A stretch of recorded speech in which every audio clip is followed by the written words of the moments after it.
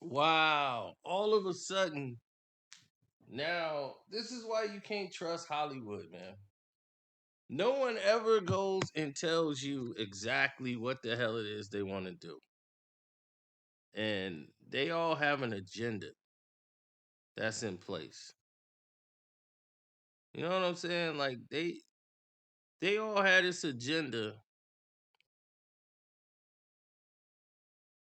that's laid out, and they want everybody and their mama to be a part of it or follow it. Mase hit me back just to get me to drop. But he wanted to promote it, his Mase television, so he ain't say nothing except for via text. He said Puffy was mad he wouldn't let him reconcile on the tour. In case you don't know, and been under a rock, Jada, Cam, Mase, the three-headed monster tour, right? They got that going. And on top of that,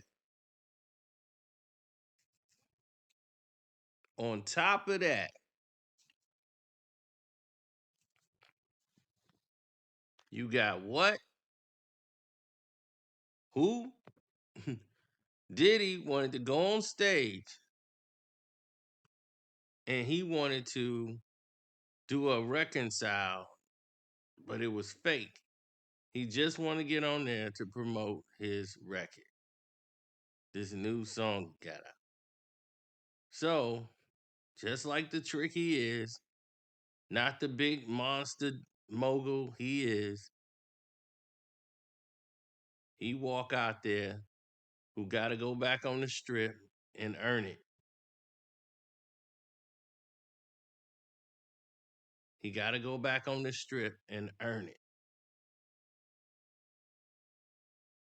And now that he got to go back out there on the strip, get back on the stroll, and go earn it, and go work for daddy.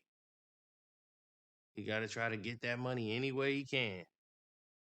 He thinking, well, I guess I'll go at Mase. I'm gonna promote this song by saying how much he owed me and all this, so he can push this angle. And that's why he went on the Breakfast Club. Breakfast Club been looking like crap this week. I mean, they've been looking mad crazy. Didn't they have like academics on this show? Then they turned around and had like what was it, Tory Lanes or something? Like they can't even get guests no more. It's like, damn, they really struggling. They gonna be like, now next on the Breakfast Club, we got Bob the janitor. People don't know Bob has been here and he's seen everybody come through the doors, right, Bob? Yeah. Bob the janitor. What was you thinking? I was thinking, I gotta hit these floors. Like as soon as they go in there, so by the time they come out, it'd be nice and dry. You know, a lot of people use mop and glow. I don't use mop and glow. See, mop and glow it got that real shine to it, but they don't get in there and get all that dirt out of it. It ain't clean. See, mop and shine. So, in other words, that's what they been doing. They've been looking real bad. So they had to go and get Diddy on there because Diddy used to have a revolt deal with him. So he's like, look, I'm coming on there to promote my thing, and that's final. So here he is popping up. And what did he have to say? My name is Diddy, Sean Combs. I never took nothing from nobody a day in my life. All I've ever given is opportunity and more money than a person was making. So when I hear like or I see things and I'm like, wow, this vibe that they got on me, like I'm Big Red or something. I came here, I had to open up the doors. So you saying you don't steal from artists is what you saying? Never. So how does a narrative like that happen with so many different people? Because people have this thing called the tap out button. When you get to a certain point, and the money is running low, you gotta run this hustle to try to find somebody to blame. You know what I'm saying? If you think that I'm a scumbag that will ever steal anything, my name is Diddy. Sean, I have all my receipts. And so we are gonna do a special, a retrospective with all the artists, and we're gonna get this narrative clear. You know, just in general, the Mase thing, I did one album with Mase. One album. How much money do you think I owe this guy? One album? And then he became a fake pastor and went and conned people. And then y'all gonna let him throw dirt on the God's name? I wrote each and every one, and each and everybody could come and step up. Bring your receipts. But I'm not playing. I'm back outside and I'm fighting back for us. And I'm also do a little fighting back for me. You know what I'm saying? So how much money does, and I'm just throwing this out, how much money does somebody like a Mase owe you? Because the reason I say that, Mase owes me $3 million. That's facts. I got I have all my receipts. Okay, now he's got the receipts. So Mase owes him $3 million, he claims. Then he says Mase did only one album. Mase not only recorded way more than that, that's right there, you should know that's retarded.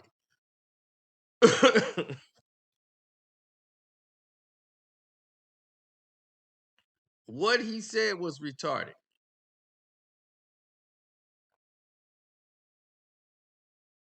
Now, hear me out. And this ain't because I spoke to Mase. No, this is just common sense. Do you or do you not think Mase worked on Puffy's album?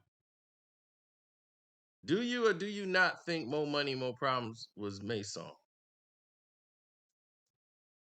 Okay. So Big and Mase and others were writers. If you think Puff was in there writing and producing the records, you crazy. You are absolutely crazy if you think Puff did any of that. So he built Puffy's character more than Big. Puffy as an artist, Mase created that. That we buddies, Puffy and Mase.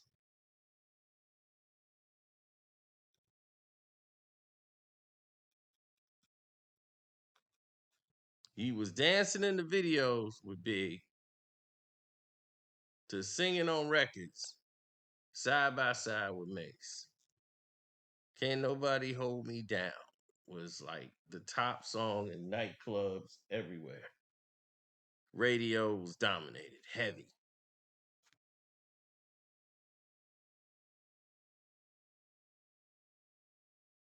So when Mase became the new face of Bad Boy after Big's demise, right?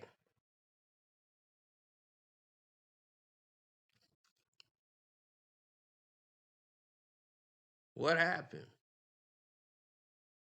Like straight up, what happened? Right? He sold 3 million, then at 5 million records off the gate, off the on his debut album. Crushing it. And this is way before any of these artists was really seeing like that kind of stuff like on the East Coast.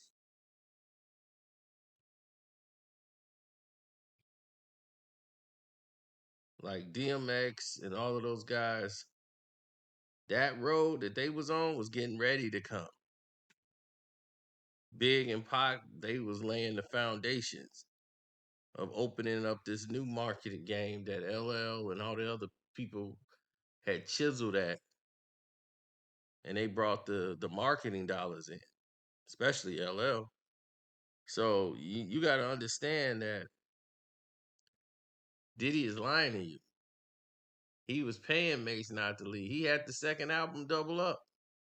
He walked away. Mase is gonna go to G Unit and work with the unit, and you blocked it.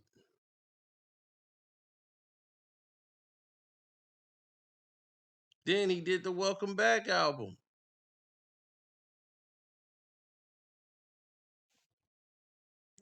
So what is you talking about? Meanwhile, he's still writing for everybody.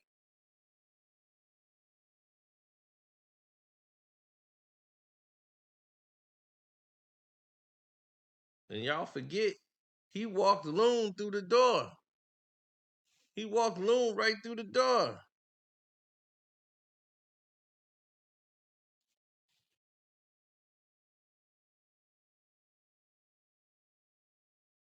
Said, Loon, there you go. He can help you with your songs. Loon can write. And what happened? You got Loon turning around dissing him. I ain't making this up. It's crazy how this Hollywood game is. It's like, oh, I didn't blow. All right, somebody got to get it now. Because it's somebody else's fault I didn't blow. Versi, what's good with you, boy? I mean, King. Let's listen to Mase respond. Yo, you see how people act when you won't let them come on stage and get a fake apology so they can promote that little whack song? Versi, what's good with you, boy?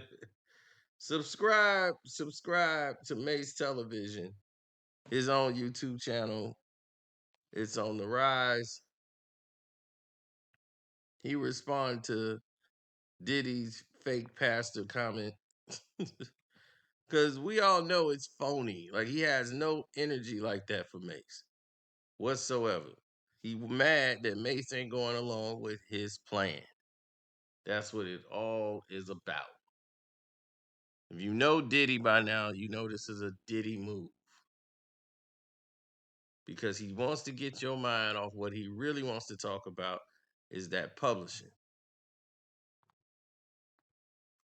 And why he keep talking about black ownership and we need to do this, and you won't let that man have his publishing, or at least a piece of his publishings like he's supposed to, and you'll rather give it away to somebody else. But you're giving everybody back theirs. So it's vintage Diddy. Ain't nothing new. Anyway, I'm out. Hit the like button, subscribe to the page.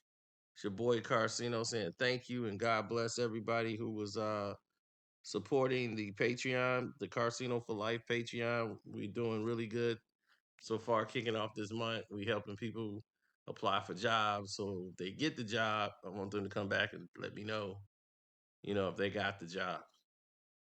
But hopefully they have success in their trade and hopefully success in y'all ventures, whatever y'all got going on. All right. Deuces.